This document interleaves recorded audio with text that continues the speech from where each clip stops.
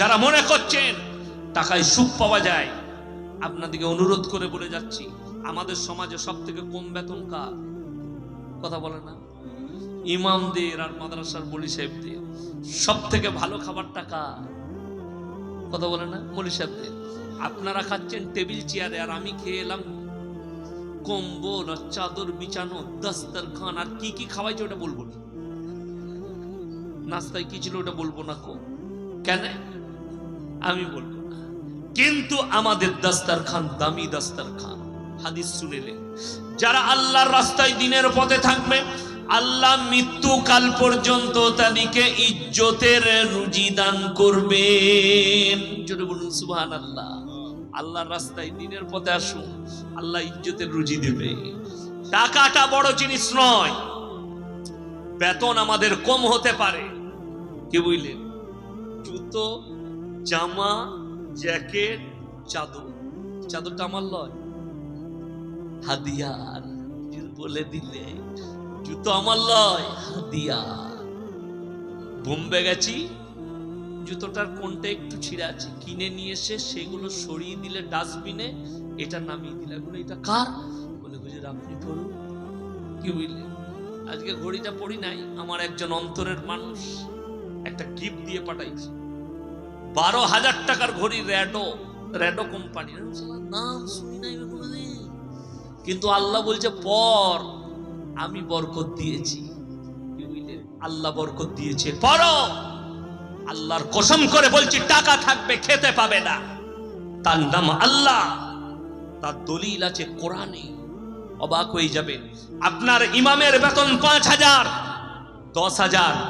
ইমামকে লটারি কাটতে হয় না, আপনি 50,000 রোজগার করেন হারাম করে, আপনাকে লটারি কাটতে হচ্ছে বরকতের জন্য। আপনি আল্লাহর কাছে কাঁদবেন যে আল্লাহ আপনাকে, আপনার উপরে নারাজ আছে, আপনি নিশ্চয়ই কোন বদদিনীর মধ্যে ডুবে আছেন, যার জন্য হারাম কাজে লিপ্ত আছেন। আপনাকে যদি 20,000 রোজগারে 5টা লটারির টিকিট কাটতে হয়, আপনার ইমামকে 5,000 বেতনে কটা কাটতে হয়? কথাটা বুঝতে পারেননি? আল্লাহর কসম, 5,000 আল্লাহ আমাদের এত বরকত দিয়েছে, তোমার 50,000 বরকত নেই। আর তুমি তো মনে করেছো চিন্তা কিছু না। আমাদের মানুষের শুনেলেন ভুলটা কোথায়? নামাজ পড়েন না, রোজা রাখেন না। এটা ধরো তো, নামাজও নাই, রোজাও নাই, দিনদারিও নাই, বরকত নেবেন কি করে? ইয়াসিনের কাছে। আমার মাদ্রাসায় আমার বেতন কত জানেন? 10,000। এখন আমি খাতা দেখি নাই কত কি বাড়লো মিটিং এ। আমার আব্বাজি হেডমল না, আমিও আছি দায়িত্বে, কিন্তু এখন কত বাড়লো কাল সকালে গিয়ে আমি খাতা দেখব মাস্টারের কাছে যে শিক্ষকদের কত কি বেতন বাড়লো। কিন্তু আজ পর্যন্ত আমার বেতন আমি জানি 10,000, প্রতি মাসে যেটা তুলছি 10,000 টাকা। বুঝতে পেরেছেন না পারেননি? 10,000 টাকা বেতন আমার।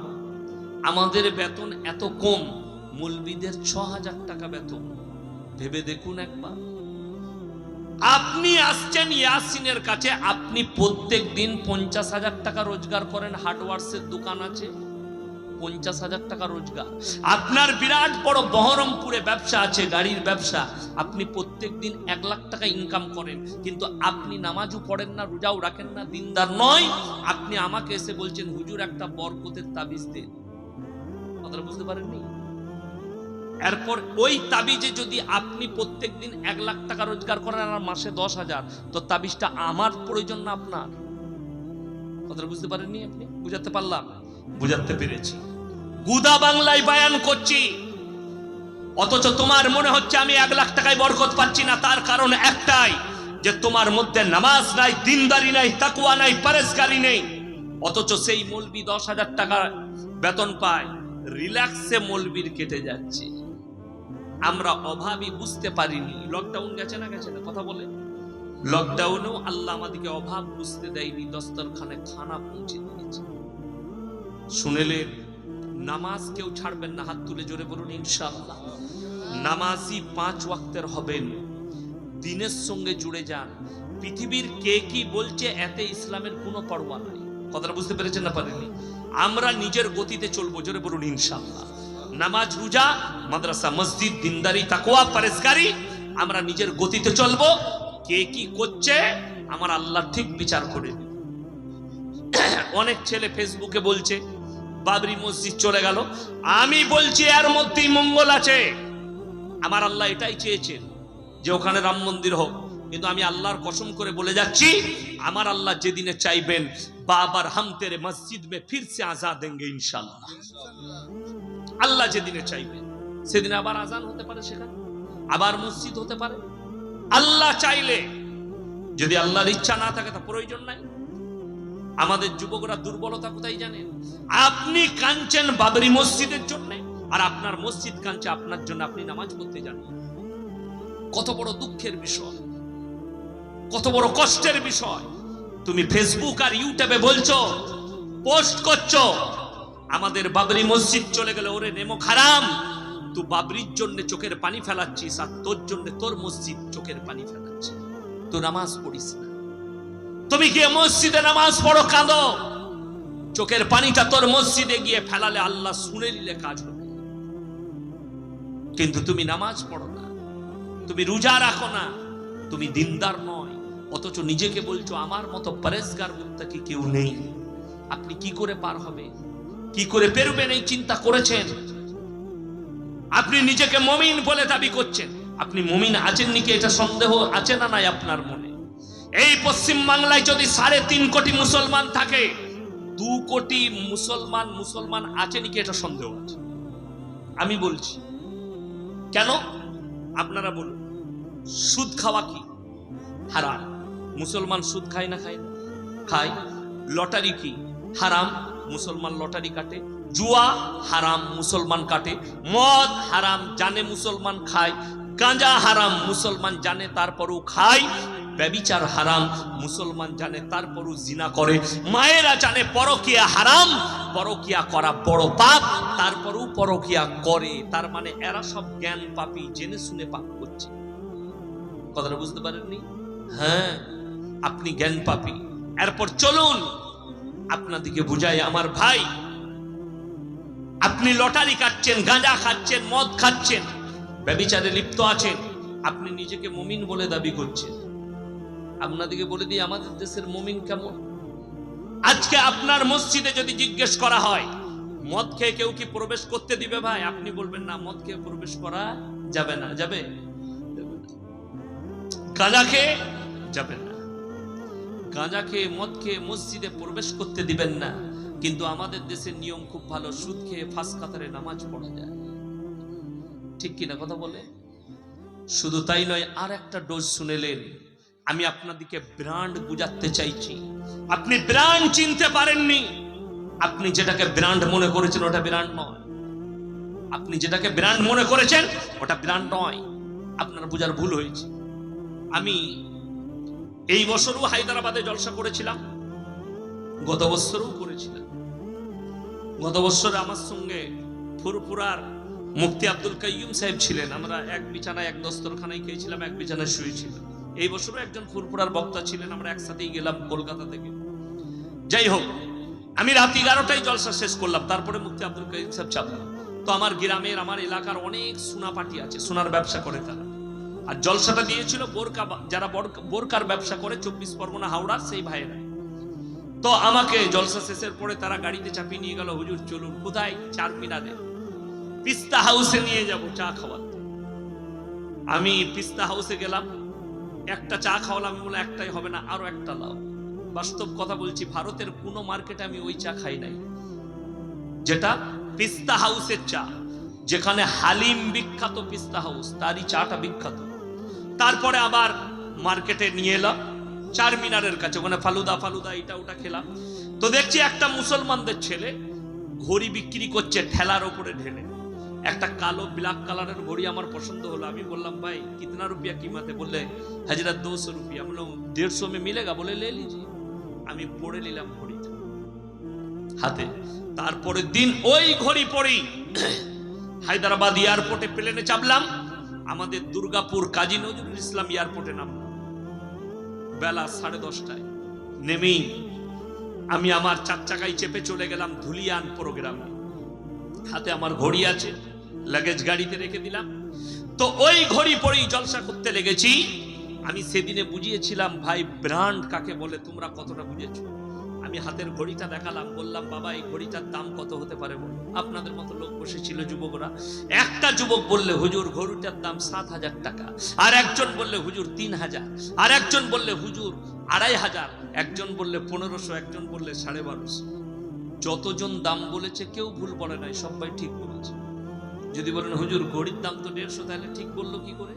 তারা কি করে ঠিক বললো শুনে নিন। যে 7,000 বলেছে সে মনে করেছে ইয়াসিন সাহেবের মতো বক্তার হাতে ঘড়িটা যখন আছে, ঘড়িটা কুমা মাল লয়, ওটা 7,000-ই দাম। কথাটা বুঝতে পারেননি? হ্যাঁ, যে 3,000 বলেছে সেও এটা মনে করেছে যে মালটা কুমা হবে না, ইয়াসিন সাহেবের হাতে আছে মানে মিনিমাম 3,000 টাকা দাম। তো সবারটাই ঠিক আছে, তাদের মনের অনুমান, কিন্তু ঘড়ির দাম 150 টাকা।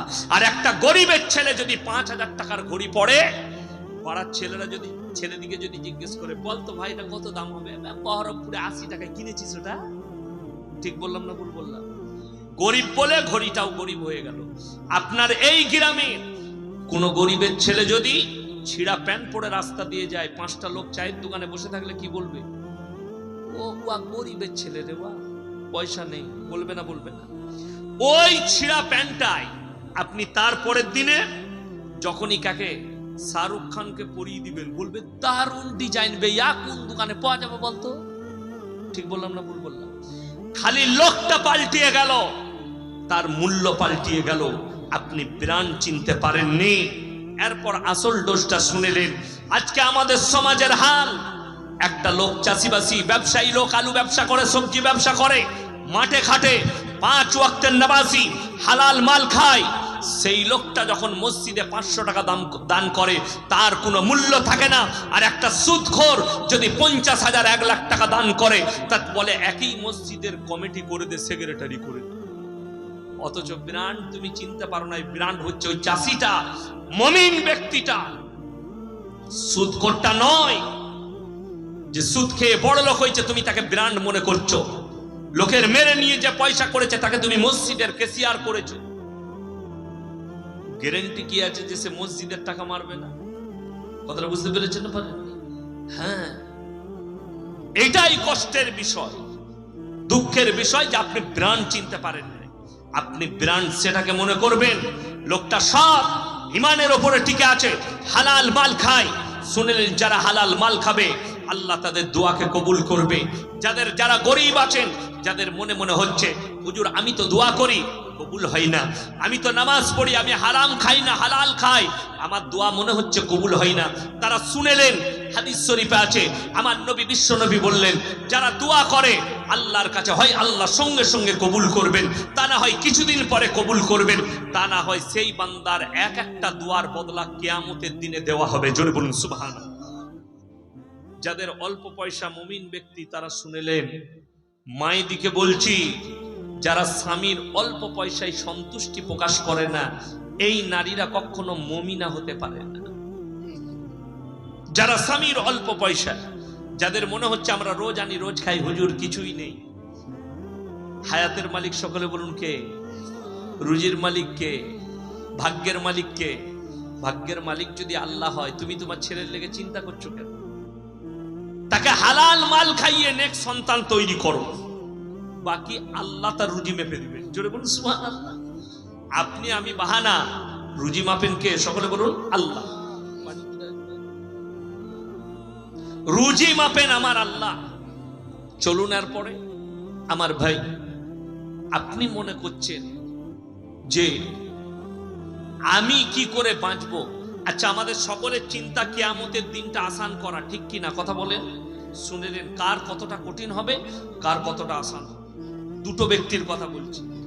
একজন হচ্ছে হাদিস শরীফে আছে, একজন মালদার মুমিন ব্যক্তি, তার থেকে একজন গরিব মানুষ মুমিন ব্যক্তি 500 বছর আগে জান্নাতে যাবে। জোরে বলুন সুবহানাল্লাহ। আপনি গরিব, আপনি 500 বছর আগে জান্নাতে প্রবেশ করবেন।